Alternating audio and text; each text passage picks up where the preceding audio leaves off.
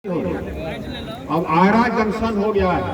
अब आरा से आकर के ट्रेन पकड़ेंगे। छपरा से भी लोगों को पटना जाकर के ट्रेन नहीं पकड़ना होगा, यहाँ आरा से आकर के वो ट्रेन पकड़ लेंगे। तो ये सिर्फ आरा वासियों का विकास नहीं है, ये पूरे क्षेत्र का विकास है, ये पूरे शाहबाद का विकास है। यहाँ से ट्रेन खोलने से यही फायदा है कि सभी लोगों के लिए, पूरे शाहबाद के लिए सुगम हो गया। आरा तो पहले से ही शाहबाद का केंद्र बिंदु रहा है, अब फिर बन रहा है। अभी एक दो और ट्रेन होगा। अब हमको लोग आए बोले कि धनबाद का एक बच गया है कि धनबाद को भी जाना चाहिए एक ट्रेन। वही डीआरएम साहब से हम मशवरा करेंगे कि कौन सा ट्रेन को हम लोग कैसे धनबाद ले जाएगा। एक और सुझाव आया है कि ये जो रांची ट्रेन जाती है उसको हम लोग शाम में कर दें तो सहूलियत हो जाएगी। तो ये हो जाएगा तो फिर और कुछ सहूलियत हो जाएगी इसमें। और देखिए अभी और ट्रेन की गुंजाइश है, उसके लिए सिक बे बनना होता है। ये लोग कहते हैं सिक बे कहते हैं उसको, सिक लाइन कहते हैं उसको। तो उसका टेंडर उंडर हो गया है, सिक लाइन बन जाएगा तो क्या होगा कि हमारे यहाँ से और ट्रेनें खुलेंगी। तो ये सिर्फ हमको लाभ, हमको तो लाभ होगा ही, हम लोग सबको लाभ होगा, लेकिन साथ ही साथ पूरे क्षेत्र को लाभ होगा। क्योंकि अभी पटना, राजेंद्र नगर, दानापुर सभी एकदम खचाखच भर गया और वहाँ पर अब ये मेंटेनेंस का जगह हुआ नहीं है। तो हमने कहा कि हमारी यहाँ तो जमीन है, अब जमीन पर आप ये सिक लाइन ओवर बना दीजिए तो क्या आपका और ट्रेन सबका यही मेंटेनेंस हो जाएगा, यही से खुलेगा। तो पूरे क्षेत्र को इससे फायदा, हमको तो फायदा होगा ही। इसमें जो लोग अब ये रेलवे का जमीन अतिक्रमण किए हैं उनको तो थोड़ा हटना पड़ेगा भैया, क्योंकि सिक लाइन तो हम देखिए जिस समय हम आए थे उस समय स्टेशन इतना बड़ा, अभी इतना बड़ा हुआ है, लेकिन ये होगा इतना बड़ा जैसे कि डीआरएम साहब ने कहा अभी 200 करोड़ खर्च होगा भारत सरकार का इसको मेजर स्टेशन बनाने में। तब लगेगा कि हाँ साहब इस जिला के स्टेशन का, दिल्ली के स्टेशन नहीं थे, है ना। तब ये लगेगा कि हाँ साहब तो हुआ जो होना चाहिए, शाहबाद का गौरव, शाहबाद का केंद्र बिंदु, वो वैसा स्टेशन है। और ईश्वर कृपा रही तो वैसा ही स्टेशन बनेगा। और साथ ही साथ क्या होगा कि हम लोगों का, हमारा आपका जिंदगी और आसान हो जाएगा।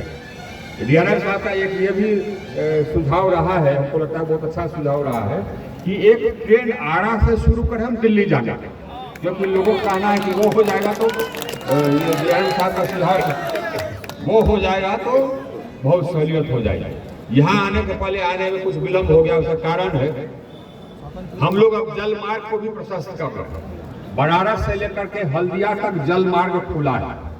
अब बनारस से लेकर के हल्दिया तक गंगा जाती है तो हमारे जिला से होकर के जाती है, तो वहाँ पर जल मार्ग का हिस्सा हमको भी होना चाहिए। तो हमने कहा सर्वानंद जी से, जो मंत्री हैं इसके, हमने कहा कि भैया हम भी हैं, उसी गंगा पर हैं, तो हमको भी कुछ जेटी उटी दे दिए ताकि हम भी जल मार्ग का हिस्सा बन जाए। तो हमको उन्होंने 3 जेटी दिया है। अभी 2 जेटी का हम शिलान्यास करके आए हैं, सिन्हा घाट और महुली घाट। तो 2 जेटी लग जाएगा। जेटी लग जाने का मतलब ये है कि यहाँ से अब जो चलेगा जहाज सब जाएगा हल्दिया, तो यहाँ से भी सामान हमको भेज रहे हैं, अगर हावड़ा, कलकत्ता, हल्दिया, तो हम जल मार्ग से भेज सकेंगे। वो रेलवे से सस्ता होता है। अगर हमको बनारस कुछ माल ले जाना है तो जल मार्ग से ले जाएंगे, वो रेलवे से सस्ता है। अगर आदमी को भी जाना होगा तो वो रेलवे से सस्ता है, तो जल मार्ग का हम हिस्सा बन जाएंगे। इसलिए वो जेटी का शिलान्यास हुआ। इसके बाद खबासपुर में भी एक जेटी बनवाएंगे, वो लगेगा। जो पॉन्टून ब्रिज है वहाँ पर महुली में, वो पॉन्टून ब्रिज पुराना स्टाइल का है, आजकल आधुनिक पॉन्टून ब्रिज आ गया। तो हमने आधुनिक पॉन्टून ब्रिज एक स्वीकृत कराया है सर्वानंद जी के कृपा से, उन्होंने एकदम तुरंत स्वीकृत कर दिया। तो वो जो पुराना पॉन्टून ब्रिज है उसके जगह पर एक आधुनिक पॉन्टून ब्रिज बनेगा। साथ ही साथ हमने जल संसाधन मंत्री से तो उसी का आज हम शिलान्यास करने गए थे। ये तो हमारी योजनाएं थी, लेकिन साथ ही साथ हमको कहा सर्वानंद जी ने ये आप इसका शिलान्यास अपने क्षेत्र का कर रहे हैं, तो बिहार के अन्य जगहों में भी जो हम बना रहे हैं जल मार्ग के लिए ये जेटी उटी, उसका भी शिलान्यास कर लीजिए वहीं पर। तो एक साथ हमने सिर्फ आरा का नहीं बिहार में और जगह जो जेटी उटी बन रहा है सबका शिलान्यास हमने कर दिया आज। ये पहला कदम है। उसके बाद फिर हमने मंत्री जल संसाधन से चर्चा की है, उन्होंने सहमति दे दी है, अपने पदाधिकारियों को आदेश दे दिया है। हम उनको लेकर के आवेंगे, सिन्हा घाट और मोहनी घाट को वास्तविक में सुंदर घाट बनवाएंगे। तो जेटी हुआ, माल आवाजाही की सुंदर घाट बनवाएंगे, वहाँ पर पार्क वार्क बनवाएंगे ताकि वो रमणीय स्थल हो जाए, लोग जा करके वहाँ पिकनिक उकनिक करें। मौली घाट में भी और सिन्हा घाट में हमारा रिवर फ्रंट डेवलपमेंट हो जाएगा, गंगा रिवर फ्रंट का डेवलपमेंट हो जाएगा। ये भी विकास के लिए जरूरी है। एक चीज और बहुत महत्वपूर्ण शुरू किया, आज हमने शुरुआत करके आया, हमने उसका लिए शुरुआत किया, शिलान्यास वो किया, वो है कि जो जल मार्ग बनाने के लिए नदी में जो गाद जमा होता है उसको निकाला जाए, उसको ड्रेजिंग कहते हैं अंग्रेजी में।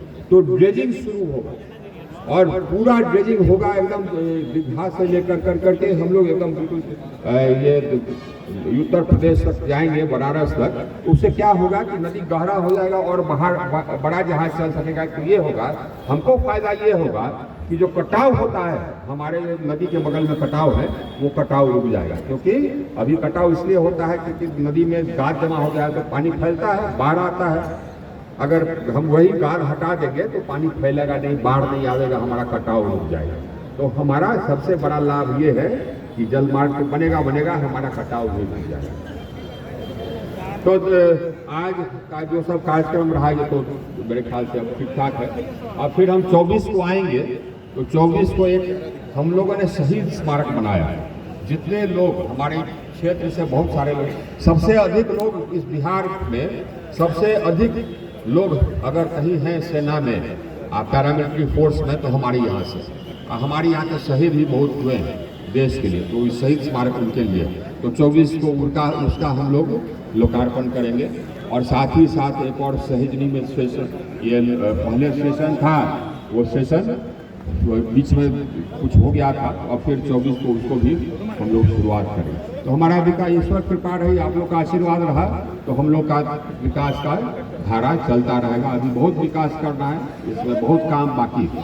हाँ, और मालूम है भाई, और बहुत सारा ट्रेंड है, बहुत सारा शौकज है, और बहुत सारा डिमांड है, कभी रुकने वाला नहीं है। दीजिए, हम लोग प्रयास करेंगे। बोलिए भारत माता की, भारत माता की। बहुत बहुत धन्यवाद।